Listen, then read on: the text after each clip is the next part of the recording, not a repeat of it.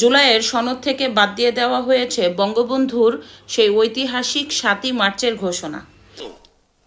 মনে রাখবা, রক্ত যখন দিয়েছি, রক্ত আরো দেব, এদেশের মানুষকে মুক্ত করে ছাড়বো ইনশাআল্লাহ। এবারে সংগ্রাম আমাদের মুক্তির সংগ্রাম, এবারে সংগ্রাম স্বাধীনতার সংগ্রাম। এটা শুধুমাত্র বঙ্গবন্ধুর ভাষণ দেখেই রাজনৈতিক প্রতিহিংসা থেকে এই ভাষণটি বাদ দিয়ে দেওয়া হয়েছে, কিন্তু তৎকালীন সময় এই ভাষণটি ছিল বাংলাদেশের ইতিহাসে সবচেয়ে গুরুত্বপূর্ণ, কারণ বঙ্গবন্ধুর এই ভাষণেই সাধারণ মানুষ উজ্জীবিত হয়ে এই পাকিস্তানি হানাদার বাহিনীর বিরুদ্ধে ঝাঁপিয়ে পড়েছিল। এর জন্যই এই ভাষণটাকে বাদ দিয়ে দেওয়া হয়েছে। এরপরে বাদ দিয়ে দেওয়া হয়েছে 1971 সালের 26শে মার্চের স্বাধীনতার ঘোষণা। এটাও বঙ্গবন্ধুর কথা আছে দেখে বাদ দিয়ে দেওয়া হয়েছে।